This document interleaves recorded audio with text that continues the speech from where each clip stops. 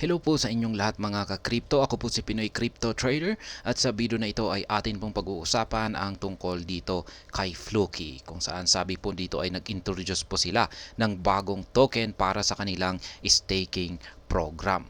At ayan, bago po tayo magpatuloy ay nais ko po munang bigyang linaw ang aking disclaimer kung saan ang nilalaman po ng video na ito ay hindi po ito isang financial advice. For education and information purposes lamang po ang layunin nito. Maliban po dito ay nais ko na rin pong magbigay babala na wala pong kahit anumang group chat ang Pinoy Crypto Trader.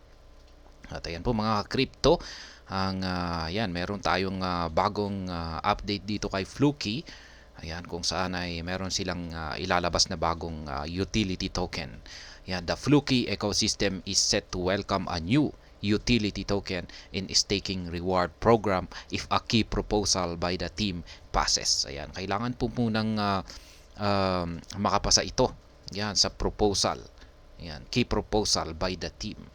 Ayan, the Fluky team has unveiled a new proposal to the community seeking the launch of a new token in a staking program. Ayan. Gusto nilang maglabas ng panibagong token para ito ay parang magagamit sa isang staking program.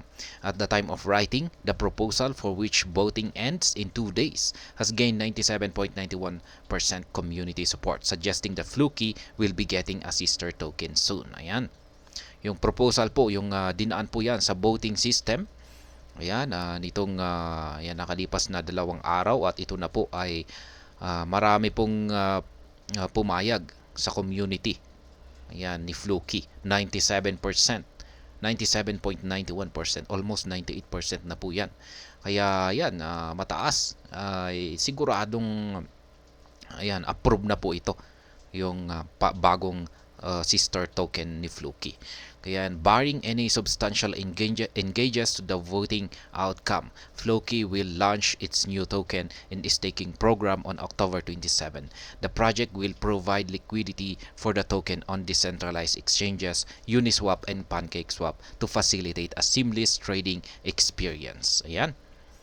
According to the proposal, the only way for users to earn Fluky's upcoming token will be through locking and staking Fluky tokens for anywhere between 3 months to 4 years. Ayan, ganyan po.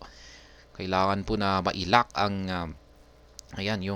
sa ngayon ay the only way, yung tanging paraan sa mga users para kumita kay Fluky sa upcoming token na ito ay sa pamamagitan ng paglalak po nito. Ayan. At pag-stake ng Fluky Ino token anywhere between 3 months to 4 years. Kaya 3 months to 4 years po yung parang lock-in period nito. There will be no pre-sale or private sales event, with a greater portion of the token supply, 56% set to be distributed through the staking program. Wala po siyang pre-sale o kaya private sale events. Basta ilalabas na lamang po ang token na ito, bagong token. Fluky's latest DAO proposal just went live. Should Fluky launch a staking reward token? If this proposal passes, the Fluky staking program and 2 key roadmap items. A reward token will be introduced. DAO proposal. Fluky presents reasons behind the new token and staking. In the detailed proposal, the Fluky team explained that staking is one of the most requested features by the project's community. Marami po palang nagre-request sa staking ng Fluky. Kaya yan po kaya ito naman po yung ginawa ng mga developers ni Fluky. Yet the team has held back from introducing one for a long time as there was no real need for it at the time. Medyo natagalan daw po ang paglabas ng kanilang staking program na ito dahil sa hindi pa raw nila talaga kailangan ito. Ngayon lamang po nila ito nagawa. Fluky has now carefully determined that such a token would bolster its ecosystem growth and ensure long-term sustainability. Among other things, it would create demand for Fluky as users will need to buy and stake Fluky to earn rewards. Meanwhile, rather than just launch a token that users can simplify farm, Fluky promotes its upcoming token as a strong utility token. Heavy development is already underway for this utility project, the Fluky team adds in its proposal. Handang-handa na po, strong utility token pa ang pagkaka-promote dito.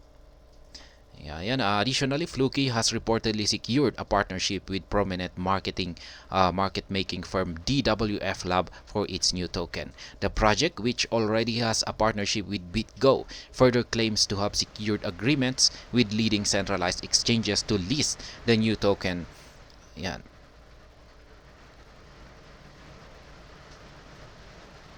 Maganda po ito kung mayroon na pong secured agreements na malilista yung bagong token na ito. Ayan, sa mga centralized exchanges, talagang papalo talaga yung magiging presyo nito. Yan, talagang mag-i-skyrocket ito kung bagong-bagong token tapos malilista sa isang leading or mga leading yan na mga centralized exchanges. Yan, talagang mag-i-skyrocket ito.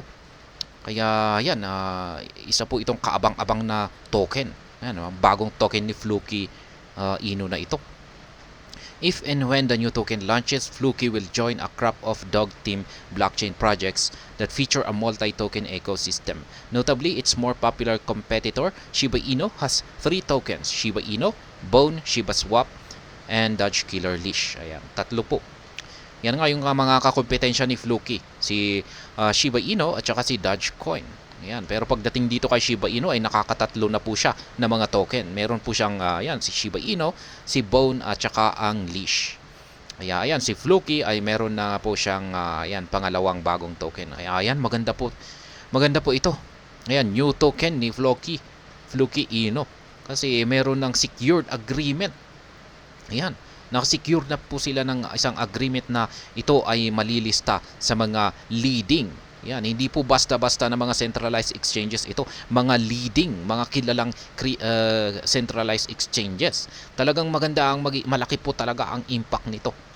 Kaya yan, kung siguro ay talagang maraming magkaka-interest dito sa bagong token ni Fluky Inu. Kaya yan, ang masasabi ko po rito ay isa po itong kaabang-abang na bagong new token. Yan, sister token ng Fluky Inu. Kaya maganda po yung umpisa nito. Yan, matindi talaga ang magiging umpisa ng yan, siguro yung performance ng new token ni Fluky Inu na ito.